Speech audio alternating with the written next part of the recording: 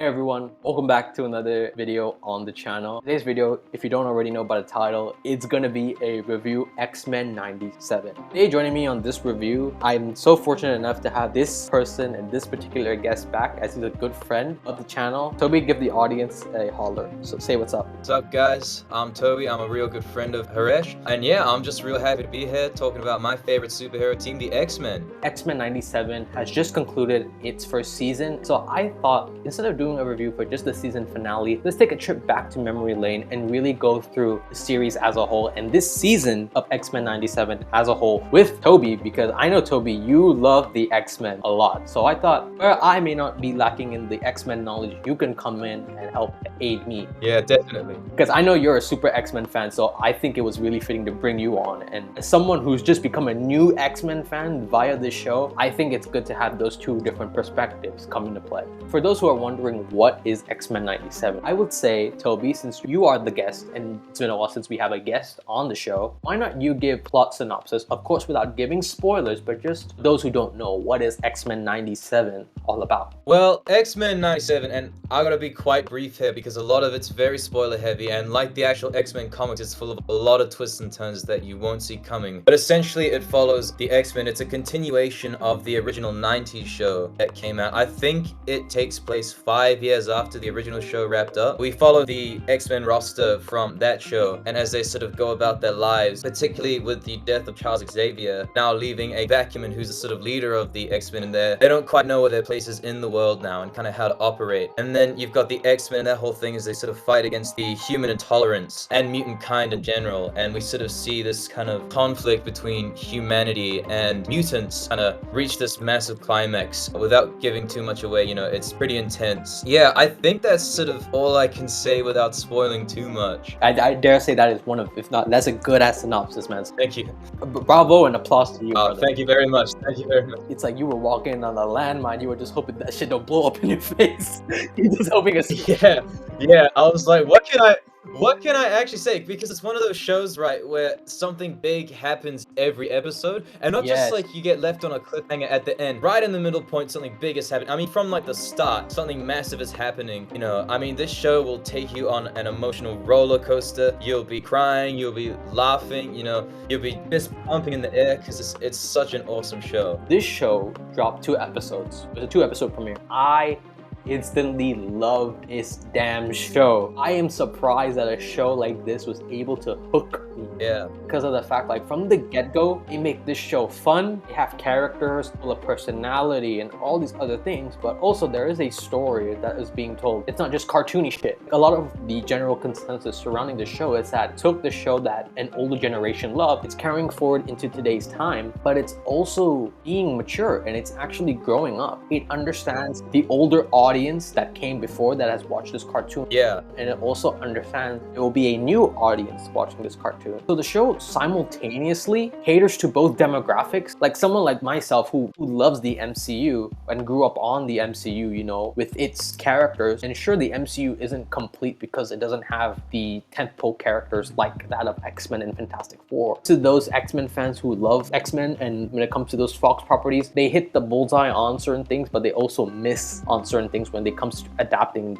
those cast of characters. This show made me invested into the X-Men mythos like I never thought I would, because of the fact from the get-go, this show has very strong characters. This isn't just a review, but we're also really wanting to go back and really talk and analyze and more or less just break down really all the episodes throughout this season and just give our thoughts. Let's jump into it. Episode 1. 1 year after Henry Peter Gyrick's assassination attempt on Charles Xavier led to Xavier leaving Earth, the alien Shi'ar, and being presumed dead. The X-Men continue his mission of defending mutants and humans alike. Xavier's supposed death has led to the X-Men being legally sanctioned by the United Nations. They save a young mutant by the name of Roberto da Costa from the anti-mutant group known as the FOH, who have acquired Sentinel technology. To find the Sentinel creator, Oliver Trask, the X-Men visit Gyrick in prison, and Jean Grey probes his mind using the machine's cerebro to amplify her psychic abilities. She locates Trask at the junkyard in the Sahara, but she also receives a dark premonition. The X-Men destroy the remains of the several Sentinels and a Master Mold supercomputer at the junkyard and apprehend Trask, Cyclops, and a pregnant Jean announce that they are leaving the X-Men to raise their son in safety, they are interrupted by their former adversary, Magneto, who reveals that Xavier gave him control of the X-Men and Xavier's School for Mutants in his last will and testament. Toby wasn't kidding. So much shit happened. Yeah, like y'all saw how shit went from 0 to 100 real quick, right?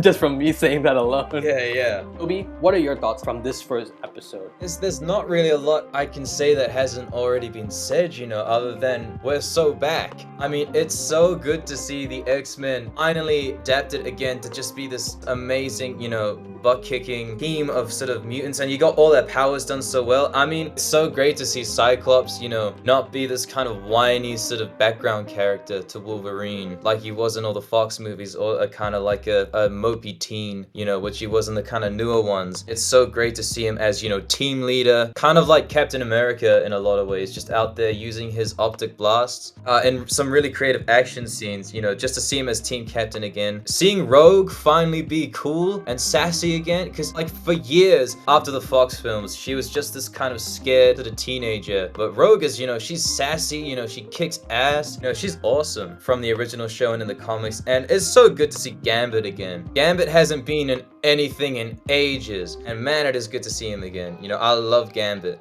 If you want to know my thoughts on episode 1, this shit was awesome, man.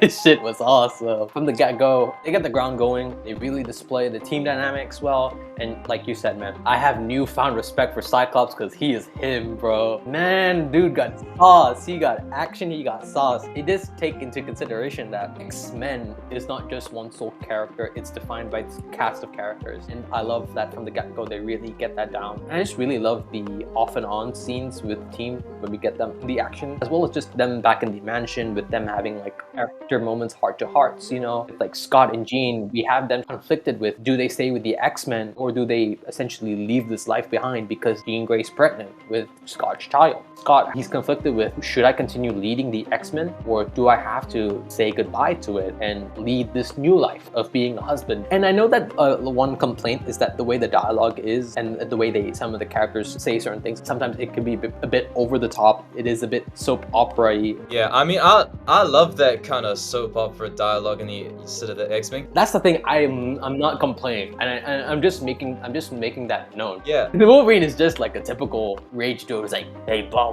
It's like he's always trying to start shit with Cyclops.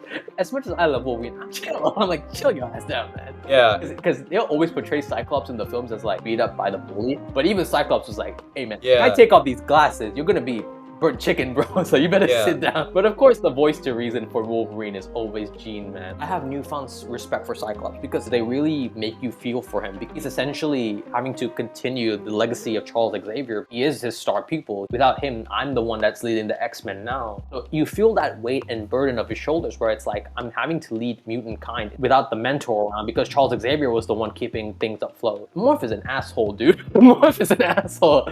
This dude taunts Cyclops. He transforms into Xavier, and I'm like, dude, it's bad enough that Cyclops is going through this like internal crisis of like fatherhood and leadership. It's just like, you don't have to do it that bad, man. Like, I mean, come on, man. Yeah, nah, screw Morph. Yes, I mean, he's a class clown of the group, but sometimes he's a bit too dark with his shit, man. Yeah, Morph's gotta chill out, man. Morph is that one sort of friend in the group, and you'll all be like ripping on each other, but then Morph is that one friend who takes it way too far, and it just gets awkward. Because I know Cyclops would have burnt Morph to a crisp, because I wouldn't have let that shit slide. We get the introduction of a character known as Roberto da Costa, who, those who know, he is the character of Sunspot. I only know this character because I play Marvel Snap, and he's one of those cards, and he's one of those characters, and that's, in a way, I feel proud of myself because I've invested in the other Marvel media, like in Marvel mobile games, where these obscure characters have appeared, and seeing a character like Roberto, right? It just made me feel proud of myself for having known that. This was a Cyclops episode because they highlight how he's him, especially that scene when they're all landing, trying to go to the Sahara Desert, the ship gets blown up, and they're all catch each other in the sky and everything, and everybody's like, okay, we got it, and Cyclops is like, cool, yeah, I'll see y'all down there. Does that mega blast, that mega optic blast down as a way to land. Oh, dude. And if people say superhero landings are like overrated, Cyclops just proved they could still keep going. Dude, superhero landings are cool. I don't know why everyone's so down on them now. The Sentinel fight in the Sahara Desert, and we're seeing everybody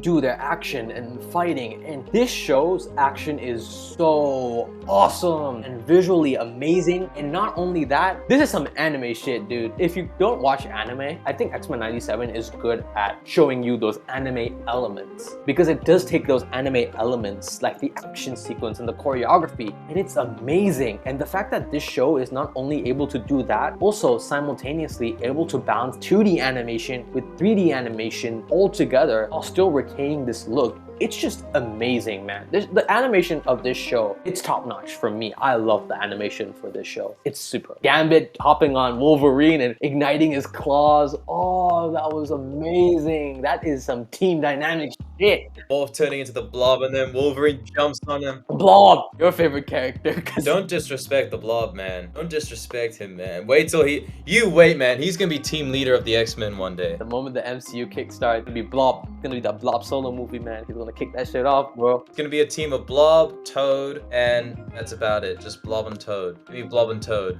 as the X-Men team from now on. But Morph's character, dude, let's just say if Morph is literally the cameo guy. Yeah. He transforms into so many characters, and not only does he transform into so many characters, he can also use the abilities of those characters. Morph is literally like the Jack of X-Men, because he's literally the jack of all trades. The first episode, he transforms into a Blob. I'm like, oh, cool. In later episodes, like people who watch the series know, he just ups the ante. I love seeing all the different sort of X-Men he turns into. I really like seeing him turn into Archangel. Yeah. Oh my god, yeah. He turns into Archangel when the Blackbird blows up. Yeah, he turns into Archangel. Yeah, he's one of my favorite X-Men, Archangel. I think he's probably the most underrated X-Men because we just see him as like pigeon wings. But I love Archangel. I want him on an X-Men team or something, but it was good to see him come back again because he's quite a big character in the original. Yeah, I love the whole Morph cameo thing, although it is a bit broken that he can turn into all these different X-Men. Like, if Morph was evil, I mean, forget Mystique, man. I mean, you get Morph in there, like, screw the Age of Apocalypse, the Age of Morph. We have that dynamic action, we have them taking down the Sentinels and everything, and it's just the way they do it creatively. Like, we have Beast actually operating an actual Sentinel, and like, that is cool. Moreover, they got people who love original X-Men 90s show to work on this. Everybody in the show clearly loves X-Men and loves the 90s series. So when you get those people like that together to make a show like this, that's why you're gonna get good shit. Yeah. Simple as that. Oliver Trask, you know, he gets taken down, like his Sentinels get taken down, the Master Molds get taken down with ease, and Oliver Trask is like, I would have gotten away with it with you Dan darning kids and whatever, you know, that Scooby-Doo shit. You know, X-Men, they save the day, you know, they save the day, they have some fun, they play some basketball, shoot some hoops. Then all of a sudden, you know, the alarm goes off, and then they are met with Magneto, where he has this big ass textbook from Charles Xavier saying, everything he built now belongs to me. Going forward, Magneto is the new leader of the X-Men in the wake of Charles Xavier's death. I love that shakeup. Yeah. Now we go into episode 2. Magneto begins saving both humans and mutants, refrains from killing anti-mutant militants. A distrustful Cyclops and Jean decide to stay with the X-Men, while Rogue sympathizes with Magneto's struggles. More than struggles, alright? The UN forces, led by Dr. Valerie Cooper, attempt to arrest Magneto for past terrorism. He agrees to surrender and face trial to prove himself. During his trial at the UN, the FOH staged an attack. The leader, the Executioner, shoots at Magneto with a depowering radiation blast. Storm takes the hit and loses her abilities. Jean goes into labor, and Rogue is forced to absorb obstetrician's knowledge when he refuses to deliver a baby. Jean gives birth to a son, whom she and Cyclops name Nathan. After Magneto apprehends Executioner and stops the assault, he is pardoned, and discussions begin for the mutant nation Genosha to join the UN. Beast tells Storm that the blast depowered her permanently, and she leaves the team to find new meaning. Episode 2 made me love Magneto. I never understood Magneto, someone who only knows surface level knowledge of X-Men. I don't know why I'm about to cry saying this shit, but Magneto is him, dude. I love Magneto in this show. Yeah. This dude is fucking Shakespeare and shit in a kid's cartoon. Yeah. I love Magneto, dude, in this series because he's just spitting bars throughout this whole show. Even I'm like, I don't believe this whole good guy act that you're wanting to walk on. Because you saw him in the X-Men room with all of them, and they're like, why do you want to be a leader? And then he's like, I'm trying to carry out my friend's legacy, which is, and he even has to like take a breather. And he's like, make humans and mutants coexist, because that's not Magneto's whole idea. Magneto thinks eradicate all the humans and let mutants live, because that's the whole thing, man. Magneto and Charles Xavier, that bloody bromance, that their breakup caused the whole world to go to shit. If anything, this show, in my opinion, I'm glad that they left Xavier out of the picture for most of the series, because it makes us understand Magneto's position on the matter of mutantkind. And it makes us feel for him more, because the more you emphasize it on Magneto, even you're like, maybe these humans need to chill out before they start talking mad smack about us mutants, because the humans in this show are like 10 times worse than the actual mutants. Sure, there's some bad mutants, but what's worse than mutants? Humans. And it's just like, this show really does not hide behind the bush. It tackles the themes of prejudice and racism via humans and via the mutants being an entirely different race of people. How does the human population react to that? And frightened? More importantly, showing prejudice. Like I said before, it just really honed back that this is just more than a kid's cartoon. It does lean into these adult and mature themes that in the prior X-Men show couldn't do the mature stuff on this show that they did before. So I'm glad that in the world of streaming, they were actually allowed to take certain liberties with the show to make this show more than a cartoon, which is what I love. You get the UN thing with Magneto, and dude's just spitting bars, dude. And moreover, for those who don't know, Magneto is a Holocaust survivor. We understand why he views humans with a prejudice. For a while, we all thought, you know, Charles Xavier, the whole idea of the coexistence between human and mutants could work. The more we get the emphasis on Magneto, with him being more prominent in the show, it really helps you enlighten you and make you understand why Magneto is doing what he does and the motivation behind it, because of the fact that he even says, like, look, history has shown time and time again that you treat those that are different inhumanely, and you expect us to just sit idle whilst we just take the beatings. I can't tolerate that. And that's the whole theme of the show. It's that how far does tolerance push one toward the edge? And how far can you tolerate something to the point where you just snap? I like that everybody is really on the fence with Magneto, because it is like, did try to end the world quite a few times, and he's got some beef with us. Should we really let this guy in? And moreover, it's like, sure, Charles Xavier and him were boys. They were boys, past tense, not in the present tense. But even then, I also like that we even see how Magneto, he's even having to grapple with those old tendencies. We kind of see him in this show push forward and being a good man, but we can also see that those old tendencies trying to also pull him back even further. That is in one thing, and I never thought the show would have done it. They did it, which is Magneto and Rogue, and that they've had a relationship. I know this might be controversial because, you know, Magneto's like 50, we shooting 60. Rogue is from mid to late 20s. I know when that showed up, I was like, oh shit, they're actually doing this? Because I remembered seeing somewhere there's this comic book cover of like Rogue and Magneto. It's like very romantically posing for a comic book cover, and I'm like, oh my god, they were actually a thing for a bit? And not only do we learn that Rogue and Magneto were a thing, but it's that Rogue touch with Magneto doesn't affect him at all. If anything, it actually dampens her abilities. Both Rogue and Gambit in the first episode being this cool couple. But then you add Magneto into the mix, and having had this past, her current boyfriend, not knowing that Magneto is his girlfriend's ex. This is that soap opera relationship dynamic that's like, I know it's gonna start to like go up and down more and more they go into it in the series, right? That scene where, you know, the executioner and the protesters literally burst into the headquarters because everybody's rioting outside because why the hell you have Magneto inside the UN? He should be dead and all this crap, right? And he's there preparing to like an assassination attempt and everything. But we see whilst he's trying to invade, they're all trying to fight off the protesters and as well as Executioner. Morph does his whole cameo thing again where he transforms into Psylocke, Lady Deathstrike, and Colossus. Let me get a word in here, right? Let me just say for the record, Colossus is my favorite X-Men. And so when I saw him turn into Colossus, I was like, whoa, please put him in the show. Please Colossus in X-Men 97 season 2, man. I love Colossus. Whichever character Morph transformed into, I was like, I want him. I want to see that guy. I want to see this guy, you know? I want to see that.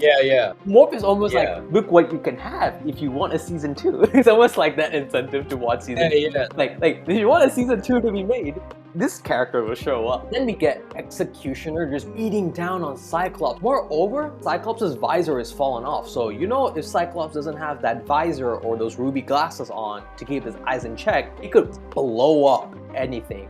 Whilst Cyclops is being beaten down and he has to close his eyes, his Executioner is like, look at how hard we have it, huh? We struggle harder than you. Man, when I saw that scene, I was like, I wanted to punch the screen because I'm like, this is literally what a racist would say. What's insult to injury is that Cyclops could have taken this guy down. Cyclops is just trying to not kill this dude. And And this dude is just like, oh yeah, like look at how hard we have it. You mutants think you guys struggle harder. We struggle even harder than you guys. That is the most obvious they are with their allegories and stuff. Because the X-Men, they've always had like allegories for racism and bigotry and stuff. Particularly in the 97 show, that's the most kind of like overt they get with it, you know? Yeah, the X-Men are an allegory of bigotry and racism and prejudice. I'm glad that this show highlights that, and I'm really glad that they do. It really finds that perfect middle spot, you know, where it's not so over the top that it makes the whole thing kind of pressing and, you know, for lack of a better term, preachy, you know, while still making the message hit home, you know, like it's still action show, you know. It's poignant. Yeah, it's poignant. That's the right word. Yeah. It's at that point where it's poignant, but it's not over the top, you know. You can still read into it and get the allegories and stuff, which is ultimately what all the best X-Men stories and comics do, you know, that want to tackle those themes. But that is, I think, the one time where they do get a little heavy-handed with it, but I think it was used quite well. I will also say another example is like, whilst we have this going on, we have Jean and Wolverine back in the X mansion, and she's like about to give birth because her water breaks, and Wolverine, for this dumbass, he like pops the claws and he's like, yeah, who coming out? Yeah. Apocalypse out here? Like, yeah, I got my claws ready. And Jean's like, no, you idiot, I'm giving birth. And he's like, oh. Yeah. He's like, oh shit. Yeah. I say this example wasn't over the top, but I also think it's like, damn. Because you see Jean Grey, she's like really trying to hold it in. She's like really trying to hold it in, but she knows like, I'm in this pain. Yeah. I need to give birth to my child. This doctor who has the skills and the resources to do so isn't giving me that because I'm different. And it's like, damn. Even earlier in the episode, Jean has this heart-to-heart with Storm, and she's like, I don't know who he will come out as once he's born into this world. I don't know what's the line of dialogue that Storm says. I think the line is, you sound like a mother. And I mean, it also goes to show just how much shit the X-Men and the mutants in general have had to put up with, you know. And if I can get a word in here about that scene with the doctor who won't deliver the baby, I think that's a perfect representation of why humanity hate mutants so much. It's because they're scared of them. You know, this guy's terrified to deliver the baby because if the baby comes out like shooting lasers and stuff, you know, he's terrified of them. And I think that's the real tragedy with the X-Men, you know. They're these superheroes who go out and save people like the Avengers or the Justice League and stuff. But at the end of the day, because they're born different, because they're mutants, people are still afraid of them. You know, that's like a universe where people are afraid of like Iron Man or Superman or something. And I think that's the real tragedy. And I think this episode in general just hammers that down so well. And plus, I just love their bond. Yeah. Like that sisterhood between these two, because you really feel for their dynamic and that their sisterhood. Storm is awesome. Storm's amazing. Part in that first episode where like Cyclops, he touches his like little like that X-Men thing and he's like, give him the forecast. And I love her, man. Yeah. But sadly, Storm's electricity gets cut off, man, because she takes the bullet to save Magneto. Yeah. We show that Storm doesn't view these powers as a curse. It made her a goddess. And even everybody trying to like sweeten up by calling her a goddess. Even Magneto was like, Goddess Aurora. You gotta remember as well, Storm is, especially in the comics, is actually like an Omega level mutant, so she's one of the most powerful mutants. I don't know if she's quite on the same power level as Magneto, but like in recent comics, I mean, she can summon like cosmic storms and shit, just the amount of power she has. That scene where like she loses her powers and we really linger on her reaction, you feel her pain. Yeah. I don't think it's overly done. It's not like over dramatic where it's like, oh my power, I can't hear the wind and all this shit. It's like, no, you feel for her. And we even find out, you know, when Beast is like, Aurora, your powers are gone, she just breaks down. And Jean's like, shit, girl, I gotta come for you. And I love that it just goes back to like, the way Storm comforts Jean in her worries of her child. Jean comforts Storm when she gets depowered because it's that sisterhood. Yeah. You know who saw it? You know who saw it and said, enough is enough. I need to do some shit. Magneto. Yeah. Magneto saw that an assassination attempt was done on me. UN, executioner, let's go up for a bit. And he takes them to space. I love that scene so much because it highlights that Magneto will have easily crushed these folks in a matter of minutes. Yeah. And he's hovering over the executioner. He's like a boot about to stomp an ant. We get this shot of Magneto's cheek, like the lower part of his face, right? You see this tear streaming down because it's like, man, enough is enough. It's almost like you feel this cry of pain because it's like, I've had to witness this in my own eyes several years ago, and to see this still happen again,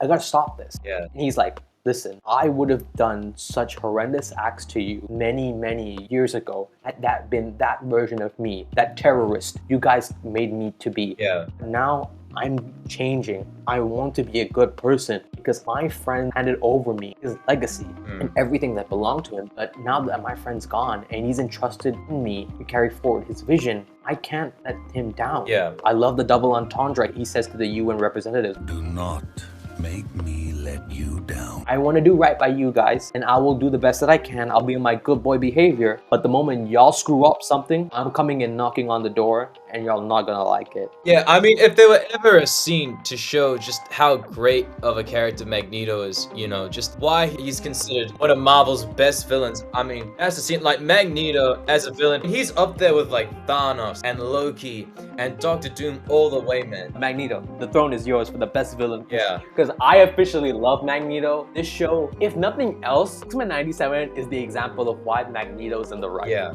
Who were my two favorite characters in these first two episodes? It was Cyclops and it was Magneto. Yeah. Because those two are awesome and they actually have depth to them. I just love that a character like Magneto at least got to establish why he's the way he is, but it did shine a light on Cyclops and why Cyclops is cool. And you get this play-by-play between like everybody, you know, after the UN thing, right? We're seeing every character and how they're kind of processing whatever it is. Wolverine chilling on a tree, you know, and like they're going at it because it's like, oh, Wolverine, I know how to cheer you up. Where he transforms into Sabretooth. Yeah. I don't know if that's the best call, because I've learned that in recent comics, especially in like the new like, X-Men or Wolverine comics specifically, Sabretooth is doing some psychotic shit to Wolverine just to mess him up. Let me tell you something, man. Sabretooth, like OG Sabretooth, he just was a killer because he enjoyed it. You know, Sabretooth never cared about Magneto's mutant agenda or anything. You know, he couldn't care less about that. Sabretooth just likes killing people. You know, he is an animal. He's just bloodthirsty. Yeah, he's bloodthirsty. Dude, Sabretooth is just a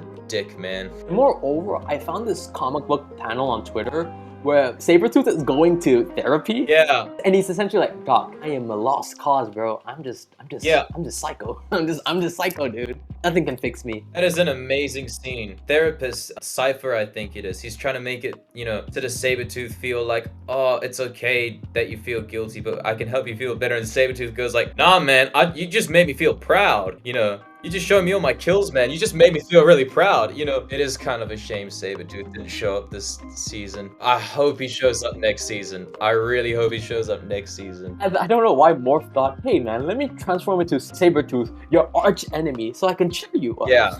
And also, Yeah. also, for those who don't know, and I know that this was like very big controversial. The X-Men, what is not controversial, but you know, people were talking about woke this, woke that. A lot of talk was, oh my god, they made this character Morph non-binary because the character of Morph can transform into anyone. And and this is my stance on it, who the hell cares? Yeah. Not because I'm not saying that because I don't care or hate that. In my opinion, why not Morph? And if anything, it makes sense because Morph can transform into anyone. The same way Mystique can transform into anyone. Yeah. Moreover, for any of those people that are crybabies, I just learned that in the newer X-Men comics, or at least more recent ones, Nightcrawler's origin is actually that Mystique and a character called Destiny made a baby, and that baby was Kurt. And you know why they were able to do that? Because Mystique could transform to a goddamn man. What's interesting about that is that whole sort of concept of Mystique being Nightcrawler's father and Destiny being his mother, is that was the original origin for Nightcrawler when Chris Claremont in the 80s came up with the character, right? But then Marvel,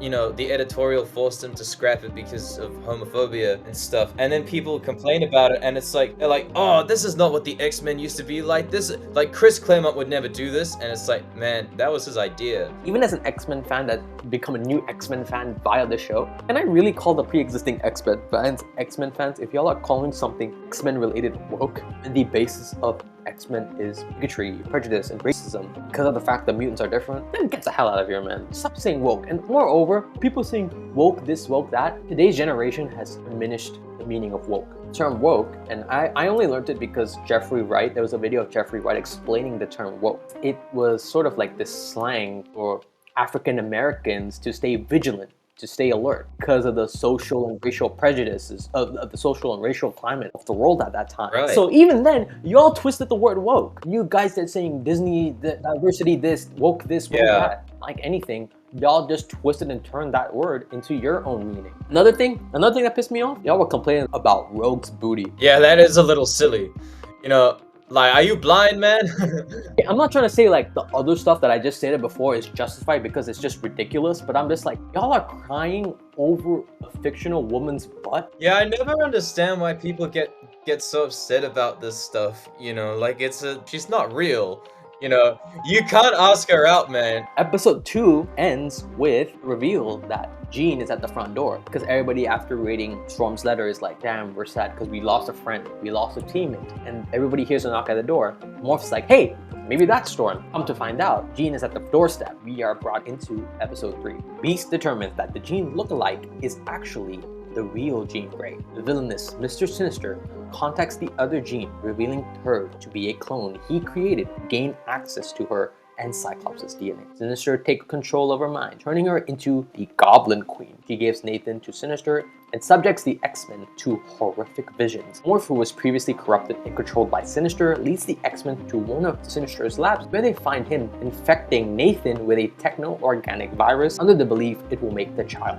invincible. The real Jean confronts Goblin Queen telepathically and uses their shared memories to free her from Sinister's control. The clone Jean and Cyclops save Nathan, who is left gravely ill while Sinister escapes. The clone Jean gives Nathan to the X-Men's time-traveling ally Bishop so he can try to find a cure for the virus in the future. She then takes the name of Madeline Pryor and leaves. This episode, you know, coming off of that, who is the real Jean? Is this Jean because of the whole clone thing, right? Okay, I gotta say, Beast is a bit of an idiot, man. I guess he's the smartest guy in the group, but he was like, but he immediately, you know what's so funny? He brought his science equipment to the living room and everything to do the test. He was like, this is a clone. I'm like, dude. The thing is, this comic book storyline of the Goblin Queen was like so big. It was like a very, very massive thing. Yeah. And one of the changes that I'm told is that apparently even the Goblin Queen in this is like, she doesn't know that she is a clone of Sinister, only to find out that later. Yes, she is. No, in the comic book, which I learned from Nando V Movie's second channel, the Nando Cut, where he does like review of the series on a weekly basis, right? He mentions how in the older comic, Scott, he's hanging out with the clone and he gets a call of like, hey,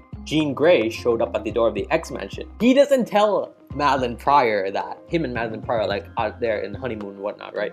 He leaves her. Yeah. And then Madeline Pryor, actually hooks up with Hava, Cyclops' brother. Yeah. Dude, I gotta say, man, I know we're jumping here and there, but dude, anything this episode showed me, particularly with the character of the Goblin Queen, the way she looked, no matter how old you are, always a cartoon chick that will make you her cartoon crush, man.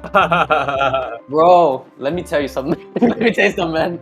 I'll wholeheartedly admit, dude, Madeline Pryor, she got style, man, and I gotta admit, she's literally like a goth chick. I don't know why. I mean, she got the black lipstick. Moreover, she got black clothing. I mean, what more? Because if y'all think the outfit she's wearing in this show, the Goblin Queen outfit, overly sexual and all this stuff, y'all better check the comic. Google up Madeline Pryor Goblin Queen in the Marvel comic. Google what Havoc's costume was when he was with the Goblin Queen. It's even more skimpier than Goblin Queen's outfit, bro. Havoc's Goblin Queen costume from the comics, he's wearing like a torn up Speedo. Yeah. And he's got like his chest showing. Whereas with like Jean Grey, she's got like so much cleavage going on. Whereas with Havoc's costume, it just looks like his costume went through a propeller or something like that, and that's what he's gotta wear. Like, dude, dude is legit naked. These two are naked. Whereas in this show, the Goblin Queen is a lot more tame. Yeah. But still hot as hell, man. Yeah. Shit, dude. No. I was like, yeah. No comment from my end. Yeah, we get this, but you also gotta understand why like everyone's really like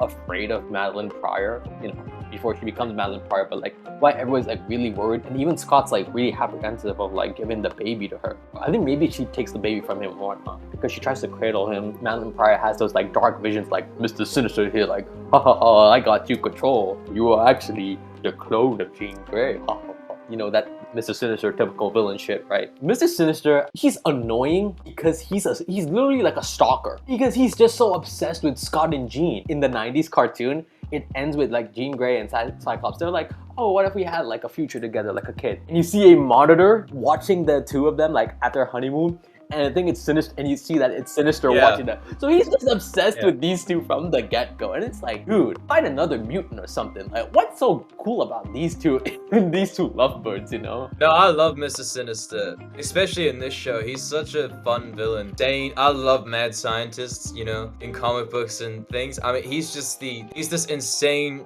geneticist who's just obsessed with the genealogy of the summers. Even the way he like speaks and everything, it's like very typical villain stuff, like a very on the nose villain, because he got that auto-tune voice and everything, you know. Okay, if the MCU, because there's supposed rumors that when the MCU does X-Men, they're not gonna immediately do like Magneto. They might actually kickstart off with Mr. Sinister. If they are gonna do that, I want a fan cast. I'm gonna do like a little fan cast. I want Tom Ellis, or who don't know Tom Ellis, the guy who played Lucifer. I want that actor to play Mr. Sinister. I think he's got what it takes to play that character of Mr. Sinister. Who doesn't love an English villain, a Britishman as a villain? You know, Baby Nathan. For those who don't know, Baby Nathan Summers is actually Cable, who in the comic books is the son of Scott Summers, Cyclops, and Madeline Pryor, the Jean Grey clone. Yeah. On one end, you know, we have this A-team. I think it's Magneto, Cyclops, Bishop, and Morph. They're fighting the Goblin Queen. Oh, dude, I love the fight between Goblin Queen. I love her firepower, like that fire glow, because it was like this green color to it. Yeah, the visuals in this episode were just, I mean, insane. The action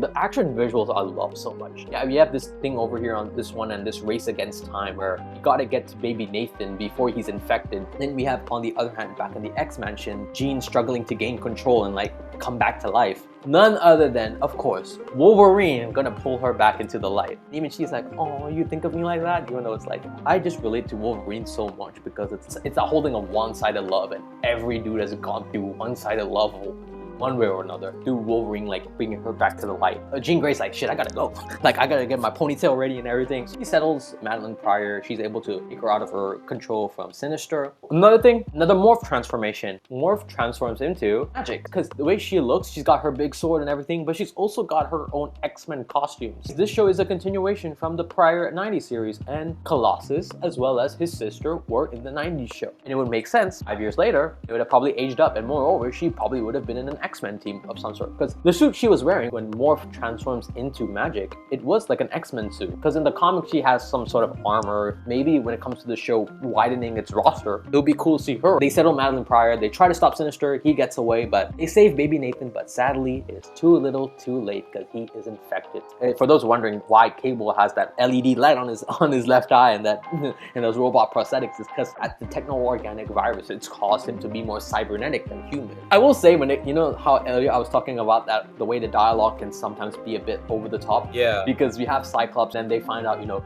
baby Nathan can't be cured, and he's like, I will not abandon my child so he could be sent into the future. Do you know what it's like to be abandoned? Next minute he walks out the door. I'm like, wait, what? I was like, because no, I'm not kidding, right? Because it was like this whole thing of like, I will not abandon my son. He says all this shit and then he just walks out the door. Yeah. It's like, oh, okay. So much for the Father of the Year award. Then again, Cyclops' dad, he's a homewrecker, dude. Yeah. We'll get into why later. Madeline Pryor, you know, she gives the baby to Bishop for him to take him to the future, fully cure him. So she has to say goodbye, but then also we get this heart-to-heart between Jean Grey and Madeline Pryor where it's like, hey, we're both cool now, okay? I understand we were both made by Mr. Sinister, who's a literally sinister person, and let's just live our own lives, you know? I get to be Jean Grey again, and you can just be Madeline Pryor. That's why she takes the name, because she just wants to be her own being. And I like that. And I know that was one complaint from this episode, was that they did make this storyline, the Goblin Queen storyline, very streamlined. And I get that, because I also do agree. I feel like this whole Goblin Queen story could have been its own arc, or like an arc in this season. Yeah. Heck, if it makes the show longer, I wouldn't even mind that, because they do tackle some stuff later on in this season. That is some pretty hefty fish to have to fry. Yeah. Ending of this episode, episode 3, we do catch up with Storm. She's in some sort of bar out in somewhere. And she meets Forge. Yeah. And Forge is like, I think I can help you, but I also know I want something else. I also know I want something else. You see that Storm, she's doing all right, but she might just find a new ally who can promise her back her abilities. Now, let's go into episode 4. Episode 4, I know people have been saying it's the weakest link of the show. Personally, I just say it's a good episode, even though it isn't playing a bigger picture, but I just love that it was an independent episode. It did its own thing. Yeah. It was still a character-focused episode in the form of Jubilee. Jubilee wants to celebrate her 18th birthday at the arcade, but Magneto refuses and tells the team to focus on their training. Roberto consoles Jubilee, who is surprised to find a new Nintendo video game console in her room. Pair are pulled into a video game based on her previous adventures, created by the alien slave master Mojo. What are your thoughts on this episode? I love the stuff with Storm, but it was okay. I didn't love it, you know? I'm not a massive fan of Jubilee or Sunspot from the comics. I guess it was sort of just alright, you know? I mean, I think the trouble with these kinds of episodes, these sort of character-focused ones that are away from the kind of main story, is when you have a plot sort of as gripping as X-Men 97's, you know, who is Mr. Sinister working with, you know, and what's gonna happen to baby Nathan, and will Bishop come back, you know? It's quite a big ask to then, you know, to say to the audience, especially with a weekly series. Like, I get that you want to see the continuation, but we have to focus on some character development stuff, you know, for all of that. And yeah, I think for the Jubilee one, I mean, I'll admit, I hate Mojo as a villain. He's one of my least favorite X-Men villains. I just find his ass so annoying, which, I mean, is kind of the point, but it wasn't for me. It wasn't for me, you know? Yeah, I understand. Like, I agree with you. See, like, that's what I'm saying. Because to me, I wouldn't consider it a filler episode. They did enough with the character. We have Jubilee. She wants to just turn 18, have a normal birthday party, go out in the world. Magneto refuses, and she has to celebrate her birthday at home. Poor Gambit, throughout this show, he gets cock-blocked by Magneto every second he gets. Because it would just be as simple as, hey, Rogue, I made you some coffee. And then Magneto would be like, you forgot to add 3 sugars, you dumbass. Magneto's not even trying to be subtle with it. It's like, haha, I know your girl better than you, ha ha ha. Kind of see how Rogue's uncomfortable in that environment with 2 of her boyfriends, essentially. Sad. It's real sad as well. If you watch the original, the whole time Gambit is trying to, you know, woo Rogue, you know, he's trying to rizz her up. He finally gets her, and then Magneto shows up and just throws a big old wrench into the whole thing. You just feel for Gambit, man. But circling back to the Jubilee of it all, I love the video game thing. The story is good because it is a story of growth. Sooner or later, you gotta grow up. And we learned that through this mysterious character, Abskiza or whatever, I could be butchering that name, but we learned that this particular mysterious person who's actually been helping Jubilee and Roberto, this is actually an older version of Jubilee, who is actually voiced by the OG voice actress in the 90s show. And that's the thing I love. It was the way this show respected the 90s series by bringing back some of the cast members for this show, but also giving all those old cast members to play different roles or to bookend their time playing the character. Because you have the new Jubilee, she is Asian, whereas in the prior show, she was voiced by a white woman. This show, they changed it and they actually got a person that same ethnicity as Jubilee to voice the character. So it's cool seeing this version of Jubilee for this show, but also seeing the OG Jubilee teach this Jubilee a lesson of, hey, it's okay to grow up. You can only hold on to nostalgia for so long. Because even she's like, hey, look at how old I am because of the fact I was in here for so long, caught up in the nostalgia. Their thing was cool, man. Yeah. It did some like Dragon Ball, some anime shit where like they both came together and they did some spinning firecracker. It was so cool because it was just so colorful.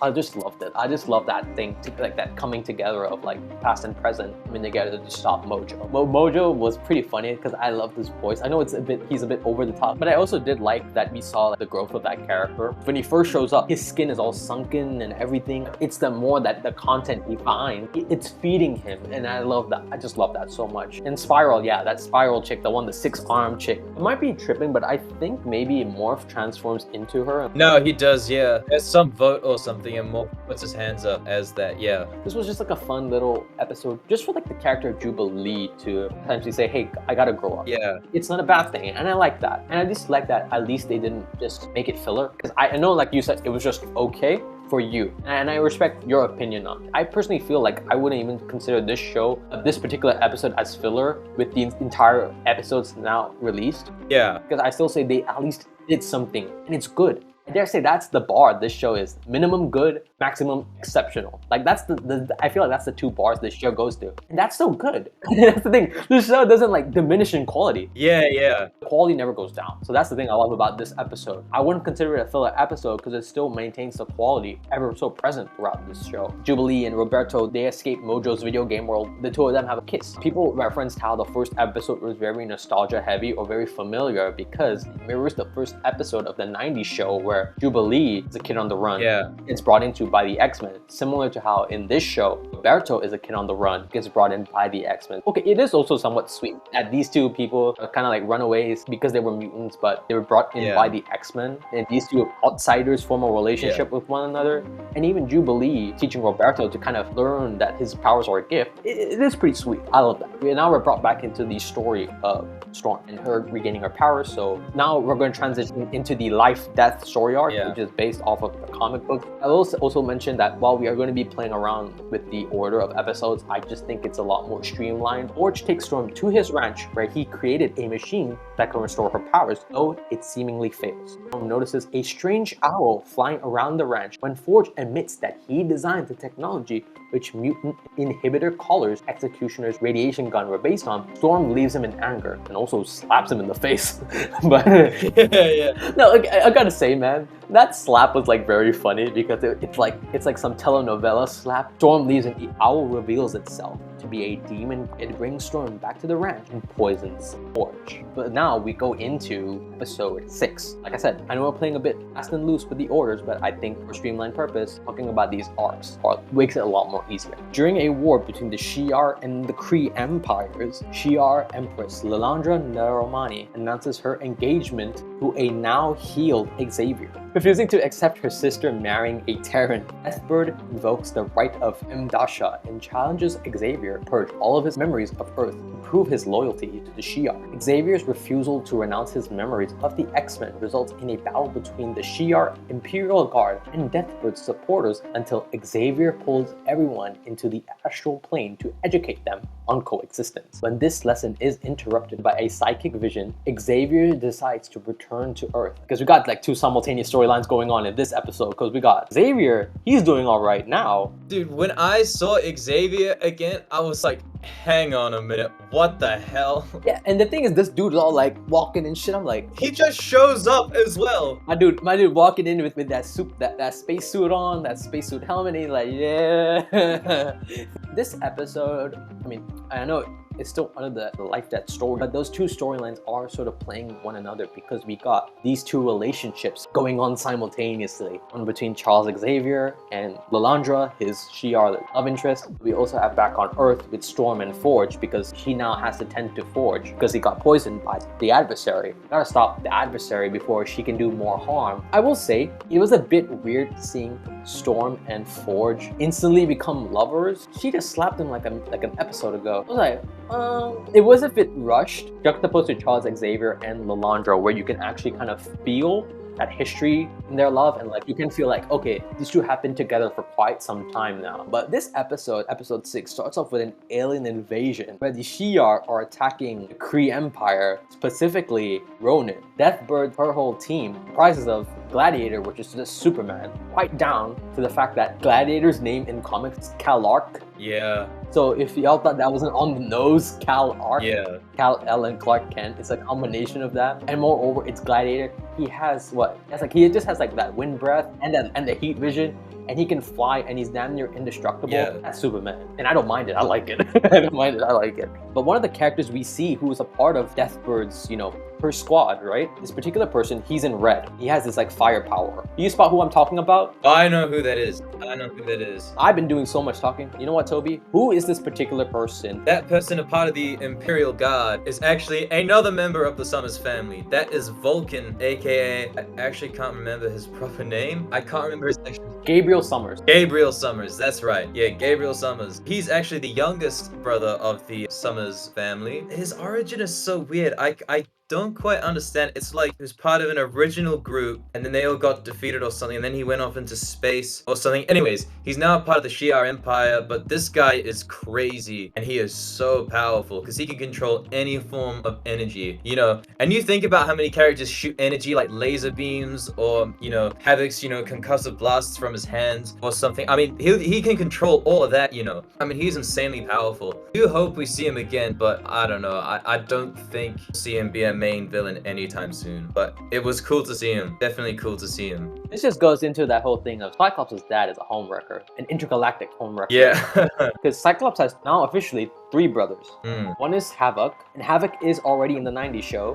And moreover, we did see on Forge's photo wall a picture of his X-Factor team with Strong Guy, Quicksilver, Laris, and Havoc. Even in the OG series, those 2 fought together, but their powers essentially canceled out one another, which was to signal that 2 are related. Now with the fact that the Summers brothers have another brother, in space. Cyclops' dad is an intergalactic homewrecker, dude. What makes you hate Earth so bad that's like, man, I'm gonna repopulate somewhere else? He might be the worst dad ever. I think what happened with Gabriel Summers is I think that he is like the full brother of Cyclops and Havoc, Scott Summers' dad's original wife, but I think he was born in space, not on Earth. It's so confusing, man, his origin. Mr. Summers, you gotta keep your pants locked, man. You can't be doing all this no more, man. We have this intergalactic romantic story of like having to give up one's love. With Charles Xavier, it's like I essentially let go of Earth, let go of X-Men and everything, and live a peaceful life. And leading the Shi'ar in a better way. Charles Xavier, you know there's a part of him that doesn't want to let go, and even everybody in the Shi'ar is telling him, you gotta let go, man. Earth is gonna still have its fair share of problems. It's not gonna be a better place, whether you're in it or not. Lilandra, she roasts Earth by calling it some soap opera, like Milky Way of drama or some shit. That bird calls Earth a Milky Way ghetto, because she's like, Charles will seek to his Milky Way ghetto. I was like, I was like, yeah. It's bad enough that like Earth is like a crappy place, but I just love the fact that when an alien race that's like pretty good calls Earth shitty, then you got to realize like maybe Earth ain't doing so good. Yeah. Then we get Charles Xavier and having to go through that rite of passage, but you still see that like, nah, man, I can't do it. I can't go full force with it. He schools them. He schools the Shi'ar, and he's like, hey, look, y'all did this your way, and look at where the galaxy has led. It's led to you guys being viewed in fear. Like, people are scared of you. Your guys are cutting them by the heel. On the other hand, this other romance story where it's Storm having to save her newfound lover that she considered a boyfriend in like seconds. Yeah. I felt like the Storm and Forge relationship was very rushed. A minute ago, you slapped me, but now it's like, oh, we're lovers now. We will ride together. Like, this needed more time to marinate. I agree. Yeah, I feel like they should have just made them friends, and then the audience can be like, ooh, something's gonna go on, and then you can confirm it like in the next season or something. They completely rushed into it like, no, they're boyfriend and girlfriend now. They love each other. They're another ex-couple, and so okay. We have Forge and Storm having to try and fight off against the adversary who's like taunting them. Forge uses some Doctor Strange magic. Yeah. Because it's the same sort of like circle and same sort of thing. And I'm like, that took me out. I was like, wait, what? I was like, that's cool. Yeah. Hey, that's not an MCU reference. This isn't connected to the MCU. Yeah. It's using visual language of the MCU. How do we know magic? It's through those Doctor Strange circle spells and those portals and whatnot. Yeah. And I like that. It's that familiarity. It doesn't mean like X-Men 97 is connected to the MCU. Confirmed. Like, nah, it ain't all that bullshit. But it is something familiar we know from something popular, which is out of the MCU. You have Storm and Forge riding into the desert to go into the mountain to where she could potentially gain her power. Earlier in the episode, Adversary sort of like takes Storm throughout this acid trip coffin where she's essentially in this type, because we know one of her phobias is claustrophobia. And that's explored in the 90s series, and even especially in this Dark Vision. She's like, I can't breathe and let me out. But then we also have her, when she's in the mountain, she has to crawl through the tiny spaces, and we kind of feel for her. Yeah. And like at that moment, I mean, I'm not a claustrophobic person myself, but at least this just further enhances the characters more, where they have their struggles, like those phobias that aren't typically portrayed in superhero flicks with a character like Storm, who's known to have this phobia. I'm glad they represent that, and I think that was a very good portrayal. And I think it just further hits home when she finally confronts the adversary, but she's more confident, and she's like, I'm more sure of myself now more than ever. She transforms and she re-emerges as Storm, but this time in her giant-sized X-Men costume, the black and yellow. Yeah. I mean, that was amazing. I just love the goddess feel you feel from it. And you see her flying, it just feels marvelous to look at. I just love the way it was just awesome. And I think Bo DeMeo and some people behind X-Men 97 did state that like they took some inspiration from like Man of Steel for his fight sequence for this. Just a little thing I'm gonna say. I expect that way of saying this is how I was inspired by Zack Snyder. Not Snyder fanboys going, Zack Snyder created this and that, even though it's like that clip you're showing me of this film predates what Zack Snyder did. So clearly you're wrong. Yeah. It'll be like Zack Snyder was the blueprint of breathing. And it'll be like someone breathing in a Zack Snyder film versus someone breathing in like real life. Yeah. I've been on Twitter quite some time, so I've seen my fair share of shit, okay? I never had a crush on Storm before, but this episode made me have a crush on her because I just love her hair. She's awesome, man. Because before she had that mohawk, but now it's just like all out. She has her little crown and everything. I was like, dude, I have a crush. I was like, yo, Because man, I got Goblin Queen on like number 1, got Storm on number 2. Yeah. Like Storm and 48 broadcast of something going down that is very, very haunting. Charles Xavier over on the other end gets a very dark premonition, which makes him even more worried. He says, I have to go back and I have to go find my X-Men. We are really transitioning into the really meat and bones of this show, which is that storyline. This is kind of where it kicks off, you know. We were doing fun kind of comic book stuff and adventures stuff. This is when it just gets, you know, intense. Episode 5, we are shown the X-Mansion crew. They're taking interviews for this particular reporter, Trish Tobey, and she's interviewing the X-Men because Magneto, Rogue, and Gambit are headed to Genosha because I think this is going to be the time when Genosha is about to be recognized, or it's about to become public and known to the UN. So on one end, we have the X-Men. They're doing these interviews and everything. It's kind of cute seeing Beast get kind of blushy over the Trish Tobey character, because in the comics, those two actually do get together. Oh, really? I didn't know that. They're love interests. So I was like, oh, I didn't even know that. It was only later on we're going to Genosha. Of all the people to take to Genosha, it really had to be Rogue, Gambit, and Magneto. I get why you take Magneto, but I don't get why Gambit is here.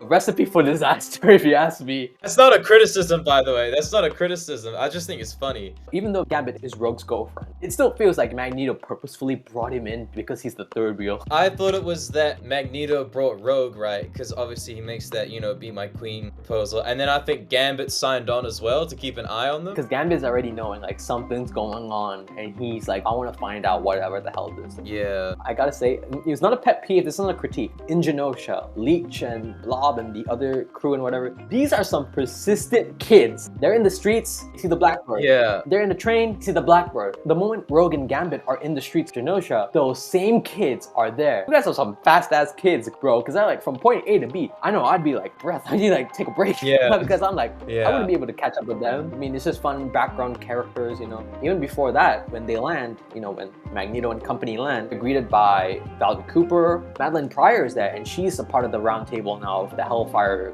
group. Like, she's a part of that. Yeah, the big character for me who actually showed up on that round table, Emma Frost. She's a massive character now in the X-Men comics and stuff. Like, she's awesome, you know. She's another telepath. I was real surprised to see her, actually. That was real cool. Sebastian Shaw was there. I loved this character's inclusion, and he was amazing through and through. Nightcrawler was awesome, dude. Yeah! Nightcrawler! Yeah, I love Nightcrawler, man. I was so happy. He's German. He's German too, right? Yeah, he's German, yeah. I just love the way he spoke. I just love that ball of energy, that ray of sunshine he is, because he's just like such a bright, happy-go-lucky character, because he's like hugging Rogue and Gambit. Yeah, I love him. I love Nightcrawler, man. I know I'm getting a bit ahead of us, but like I'm so happy he becomes like an actual member of the X-Men team. Yes, I love it. We were talking about how Magneto's spitting bars, but Nightcrawler is saying such poignant stuff, and I just love that it ties into, because of the character being very religious, a man that seeks fate and he holds on to the faith of his religion. And I love that was represented throughout the character so well. And moreover, I just love the way he said certain lines of dialogue. It was very provoking, but also just like damn near like hard-hitting, because he had very strong, well-written dialogue. He was really giving each and every X-Men like such a good lesson. Rogue and Gambit, they're in the streets of Genosha and everything, and you know, we see all those characters, those little cameos show up, like Multiple Man, Dazzler, Exodus, and some other people. I don't know. The only cameo I didn't really like that much was seeing Exodus. It's not really a criticism, but Exodus is such a massively overpowered and important character. Feels slightly weird. I got him dancing and shit. Yeah, it feels slightly weird just introducing him as, you know, just kind of a cameo or something. You know, I thought that if Exodus was going to show up, there'd be like a big arc, but I guess they're not going that route, which is fine, you know, but it is something I do kind of want to bring up, because it's like, it's not a big deal or anything, but when I saw it, I was like, hang on a minute, what is he doing here? My personal pet peeve of one of those characters was Dazzler, because I think Dazzler is more known for having that blonde hair, that like very retro-y disco outfit. Yeah. And I kind of wish they went that design. Yeah. Because I mean, don't get me wrong, the one they have here in the show, I mean, it's great and all. I think I really just wish like they embrace that. The show is set in the 90s, so I wouldn't feel like her character or that design of that character would have been out of place. The girl ain't got no line of dialogue. She's just a background character. I would have liked if they had gone for the flair, like that very disco outfit in the street market. We get how Gambit is this guy who's like, I ain't all about that love shit, you know? That's the thing, man. I don't know what the line of dialogue is, but there is no love without sin. yes! There is no love without sin, right? Yeah. I loved it. I think it was because of like how Gambit just doesn't think at that moment when he was speaking to Nightcrawler, like they're just in it for the fun. Nightcrawler's like, no, dude, you're in it for more than just the fun. Because even Gambit's like, it ain't all about that white picket fence life for me. I'm Gambit, you know. Gambit and Rogue, that's how we roll. Yeah. But it's like, no, dude, you know that there's something more going on, that you know that you have something more for Rogue than just this carefree love. Another thing was that, you know, in the council, we get Moira McTaggart and we get Banshee, and they're actually Scottish. Yeah, they're actually Scottish. I think Banshee's Irish. I don't know about Moira McTaggart. No, because you know what threw me off? Because in the X-Men Fox films, they have the actress Rose Byrne playing her, but she just has like an American accent, whereas in this show, but I just love that they embrace the accent because it kind of comes out of nowhere, her accent. Yeah. And I'm like, whoa. You know, we have this Genosha stuff going on, but then we also cut back to the X-Mansion and we see that Jean's grappling with her identity. She's grappling with who she is. Am I Madeline Pryor? Or am I really me? Yeah. Madeline Pryor's memories feel real. Wolverine comes in, he tries to console her. Out of nowhere, Jean kisses Wolverine. Yeah. Because throughout this show, there's a part of Wolverine that yearns for Jean Grey. The moment he actually gets Jean Grey, even Wolverine's like, hey, I know what I'm in for. I can't do this because you and Scott are meant to be together. I can't get in the way of this. So he like steps aside. Yeah. I respect Wolverine because he actually acted like he had sense. Yeah. Because I feel like had this been the Fox movies, they would have made him making out like madly in love with like Jean Grey. Yeah. And then Scott would have been in the background all like moping and shit. But then we get this scene of Scott communicating with who we initially think is Jean Grey. Because Jean in her telepathic form, she's like, Madeline, get the hell out. I'm like, oh shit. Yeah. Man, throughout this whole show, they were like, Cyclops is so cool, he can do this and that. And then they dropped him down so many pegs. Yeah. They made him such an idiot. I love it, man. I don't know why, because it was like, he's so cool, but it's also like, yeah, he's cool, but he can also be as flawed like any other person. He's having an affair with clone of Jean Grey. Yeah. And Jean Grey is like, hey, how long has this been going on and all this other thing? And it's like, I was nearly defending Scott because I'm like, Jean, I was in love with a clone of you. I didn't even know that was you. But then Scott says that they've been doing this telekinetic entanglement for like a month. So like, I was like, okay, you know what, Scott, you're on your own. I can't defend you no more, homie. Yeah. Because they're both irrational in what they're saying, but you kind of understand where they're coming from because they were both essentially taken away from one another. Jean Grey was taken away from Scott. Scott was given some other version of his girlfriend that wasn't really his girlfriend, may have not been. So it's like, it opens up this whole like can of worms that even it's like, damn, oh, y'all are in a pickle. Yeah. What's worse was that they had to argue whilst like someone was being interviewed in the X-Mansion. So I was like, man, y'all were doing so well. Y'all were doing some good PR. Yeah. Until y'all had to argue this shit. Because I was like, damn. Magneto wanted Rogue to come over to Genosha so that he could be her queen. Because the Hellfire Gala believes that they need a representative to lead Genosha. You also need a queen. Magneto's like, no, you be my queen. And she's like, bro, Gambit is in the room. It's like, Gambit is in the room, bro. Gambit's all suited up. Yeah. He got that white suit and everything. My boy looking fresh. Yeah. And then Rogue had to come in. We get the backstory of when Rogue was being raised by, evil Mystique. She was sent to Magneto and she learned Magneto who he was. And she was like, hey, this guy may not be so bad, as we get in the flashback to her spending her time with Magneto and her wearing that skimpy jungle savage land outfit. We learned that Rogue and Magneto got close. They developed feelings. She also learned by touching Magneto that it was a man with a lot of pain and guilt inside that she knew she just couldn't bear to be with. I'm in near tears because I feel sad about this because Gambit is like, hey, what about us? Yeah. What about what you and I had? And she's like, I can't be your share no longer, dude. Like how long can we do this? You really feel for these two. Rogue is a very understandable character and a very human character because we humans need the human touch, a physical touch of some sort. Yeah. It doesn't have to be intimate or otherwise. We crave that touch. Yeah. And Rogue has been essentially touch-starved her entire life ever since her mutant power awakened, and that has caused her to be touch-starved. Yeah. She can't really be as close as she wants to with people. It tackles this whole thing about like what defines a relationship. Physical intimacy, which is that of Magneto, because he can gift Rogue the ability to dampen her powers and allow for her to touch, or like this is very poignant line of are relationships deeper than skin, which is her relationship with Gambit, where while they don't have to physically touch one another, there is that understanding and there is a deep connection between these two. So I just loved that. I loved it, man. And it was just really sad because it was that moment where she had to say, I'm sorry, but we gotta end this. And but I will say this, Gambit was respectful, took that rejection like a G. He took it like a champ. That's what the G in Gambit stands for. That's what the G in Gambit stands for. Yeah. He was a gentleman because you know why? He said, you know what? I understand. I know that we can't continue this. We'll continue as friends. Kisses her on her hand and he leaves. Yeah. Like a gentleman.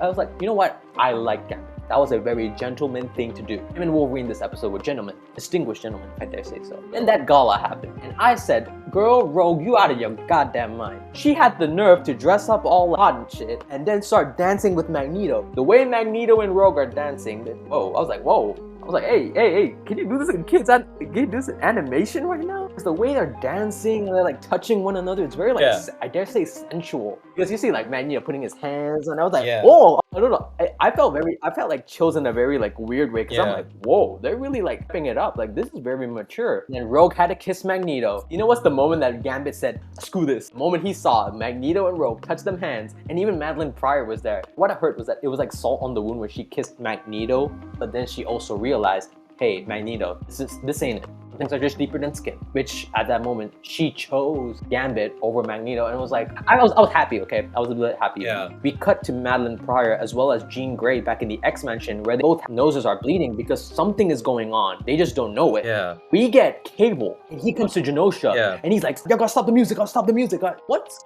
Cable doing here? Yeah. But before that, you know what was the bigger Easter egg that shit was gonna go down in Genosha? It was a Watcher silhouette in the sky. Oh, right. Yeah. That's right. I remember seeing that, yeah. There was a Watcher silhouette in the sky before panning down to the gala. Cable's coming in and he's like, we gotta stop the music. We gotta stop this and that and the other. And then Cable meets up with Madeline Pryor and he's like something bad's about to happen. What is it? And we see that somewhere further away in Genosha, there's some sort of explosion. Madeline Pryor sees in his eyes, they are the same brown eyes of baby Nathan. And even it's like at that moment couldn't even save his mom and it was so heartbreaking because it was like you see him getting pulled in that moment and even he's like, oh, I'm sorry, dude. And then it just big explosion, dude. We get this massive explosion and then dude, everything from that point on turns into a massacre and a genocide.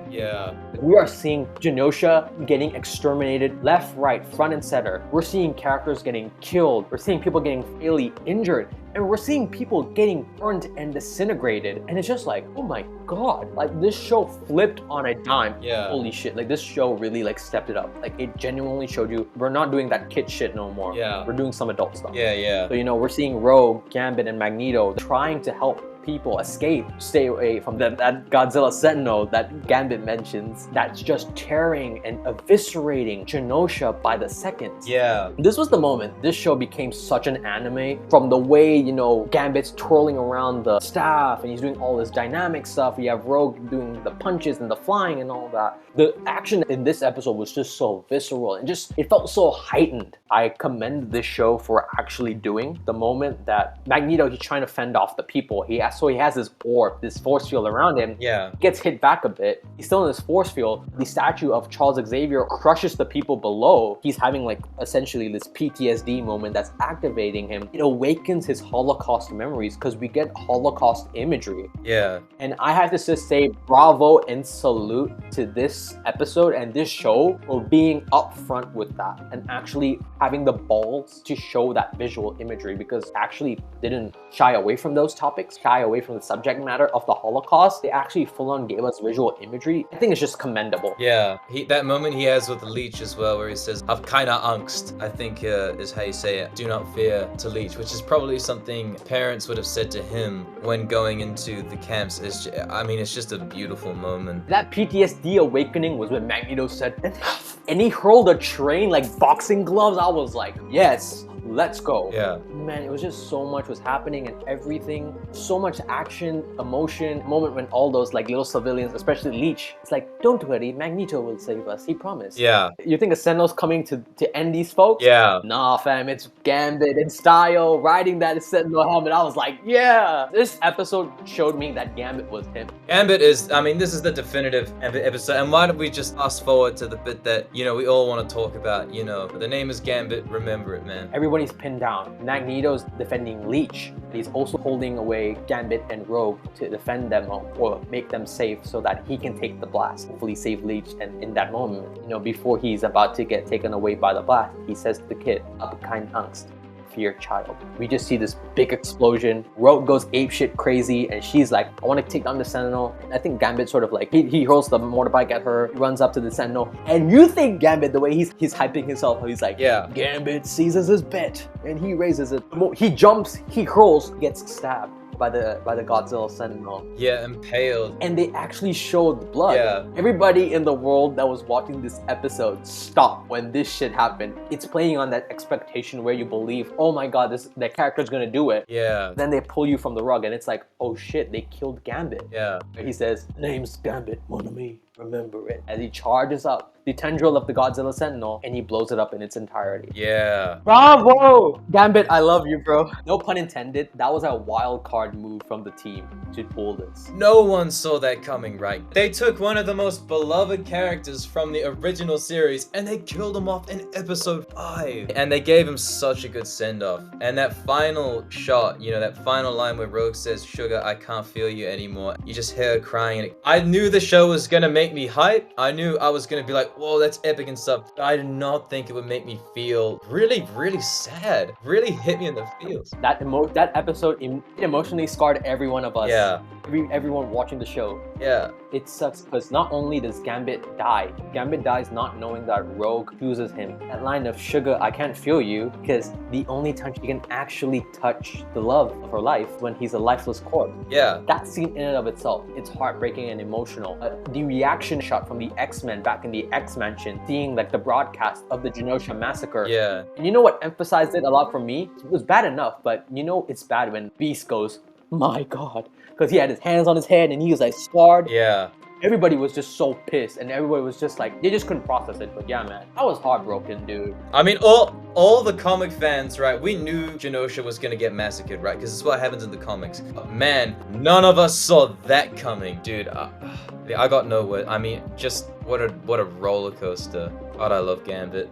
No, that's why I hated this episode because you made me love Gambit. You made me love Gambit, And then you take him away. and you take him away from me. Then you take him away. That's the awesome part about this show. Because Yeah. the twists and turns. Yeah. When you love something, don't love it for too long now. It might be taken away. This concludes part 1 to our X-Men 97 review. If you've stuck around this far and made it to the end of this video, thank you so much for watching.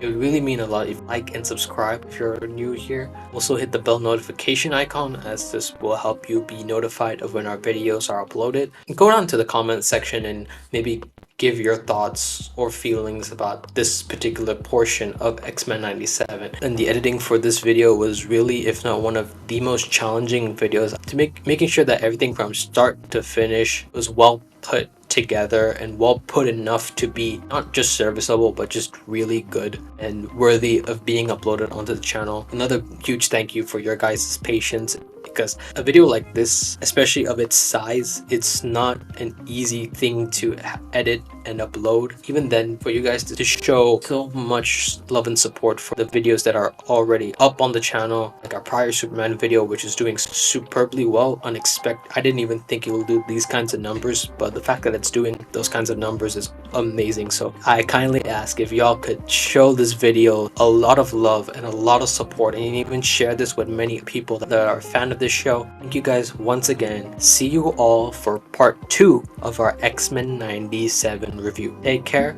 I love you all.